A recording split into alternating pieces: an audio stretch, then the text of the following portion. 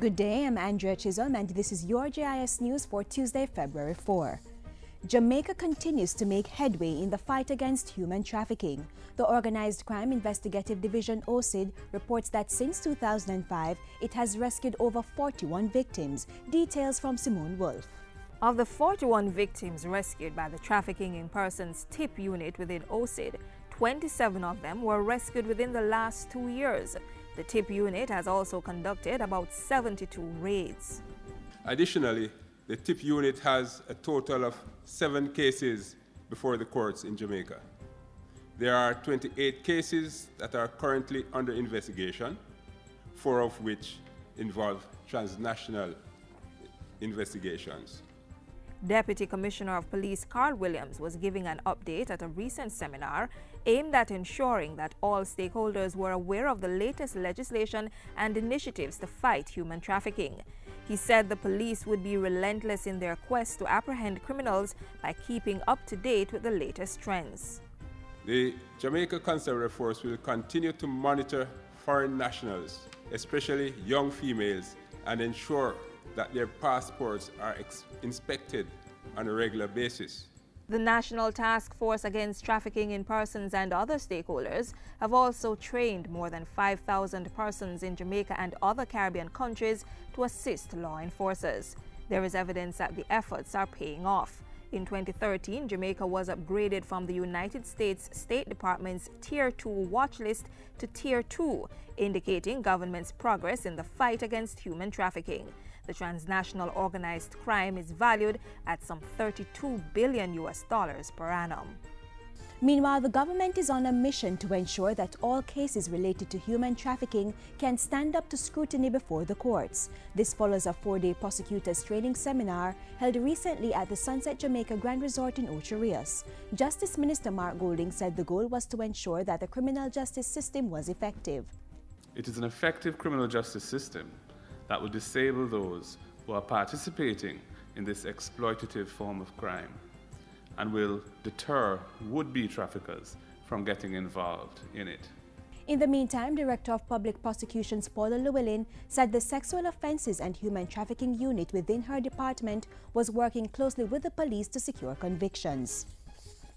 Government is to take action to identify and determine the scope of thriving industries and clusters of businesses that can be operated efficiently and competitively in the logistics hub environment. Industry, Investment and Commerce Minister Anthony Hilton made the announcement recently. As the private sector does its own due diligence, the Ministry of Industry, Investment and Commerce will shortly be conducting an industry analysis to not only identify but to validate these industries. He says the ministry is also actively looking at enacting new hub-enabling laws to put in place a regulatory body and regime to support the rollout of the special economic zones. Work is already underway by the Finance Ministry to decide on an appropriate incentive regime for the special economic zones and the proposed International Financial Center aimed at transforming the country into an offshore financial hub. Meanwhile, the Industry Ministry is partnering with the Jamaica Chamber of Commerce to host a major logistics hub symposium targeting global investors. Planned for October 2 in Montego Bay, it's endorsed by the World Bank.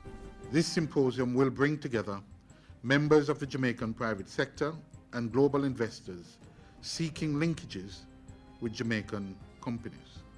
The Caribbean Maritime Institute CMI will be extending its course offerings to persons residing in Western parishes this year. Simone Reid-Hilton explains the move. The CMI's expansion of its reach is a move that works in tandem with the government's focus on equipping all Jamaicans with the skills needed for the global logistics hub. Education Minister Reverend Ronald Thwaites made the disclosure recently while addressing a forum organized by the Logistics Hub Task Force Subcommittee on Education and Training. He said the CMI would be partnering with the Sam Sharp Teachers College in Granville, St. James to offer the relevant training from that facility. What we're talking about is not a Kingston issue. It is something that is a much broader concept and indeed has the potential within our existing resources and better utilizing existing skills, yes, to be a much wider prospect. Training will be offered in the areas of science, technology, engineering, and mathematics, or STEM. This proposed escalation of the CMI mandate is to enable it to mainstream STEM related to logistics, transport, and maritime professions and avocations, and to introduce these elements into the curriculum of select STEM academies, beginning at Sam Sharp. Still on education, a number of schools across the island are to be expanded with additional classrooms for the upcoming 2014-2015 fiscal year. Education Minister Reverend Ronald Thwaites made the announcement at the recent dedication and opening of the Bel Air High School in Mandeville. He said the prefabricated construction method would be utilized in the building process, which would be more affordable than conventional processes. If you think so we're done, we just come. Because we have 33 planned for the year 2014-2015. We need thousands more school places. We can't afford to build from scratch in many instances, but we can use the investments that have been made to greater advantage, and that will be the pattern of the future development. The minister said the move was in line with a continued objective to eliminate the shift system in schools. The Francis Isabella Main Road in Mount Salem, St. James has been upgraded and officially opened, allowing residents to move about in greater ease and comfort. The road repairs were carried out by the National Works Agency at a cost of $6.7 million. State Minister for Transport, Works and Housing, Richard Azan, says the funds were provided from the tax on fuel and the structure should last for at least 20 years. We have completed this road. We're not supposed to come back here for the next 20 years. What we must be doing is just visiting. Meanwhile, additional funding has been allocated to continue drainage work at Ripon. Minister Azan says over $8 million will be spent to upgrade the standard of the Freeport Main Road, where work has already started. Work will also be done on the damaged sections of the North Gully flooring. Health Minister Dr. Fenton Ferguson is encouraging Jamaicans to read the nutritional content of food labels in order to make healthier choices. He was addressing the recent media launch of Heart Month 2014, celebrated in February. Minister Ferguson also implored persons to take greater care in managing their risks for heart disease. Jamaicans need to know what a normal blood pressure reading is and what their reading is. The same goes for cholesterol, which can lead to clogged arteries and a multitude of problems. The message, ladies and gentlemen, is that undesirable numbers could lead to heart disease. The Ministry of Youth and Culture is taking steps to identify additional sustainable job opportunities for young people within Jamaica's creative industry, particularly in reggae music. This is one of the key areas of a 5-year Memorandum of Understanding MOU that the ministry is currently negotiating with the Jamaica Reggae Industry Association, JIS. Portfolio Minister Lisa Hanna says studies show that each year 121 million persons globally enter the workforce in search of employment. By 2030, we will have to find an additional 500 million new jobs to satisfy the young people coming into the workforce.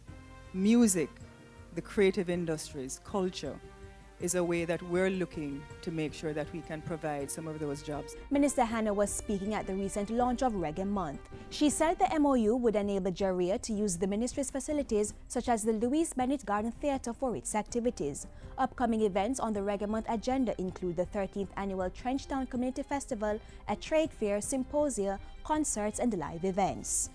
And finally, the Culture Minister has paid tribute to the late Bunny Ruggs, the former lead singer for reggae band Third World. Bunny Ruggs, whose real name is William Clark, passed away Monday morning. In sending condolences to his family and friends, Minister Hanna has described Ruggs as a true reggae ambassador.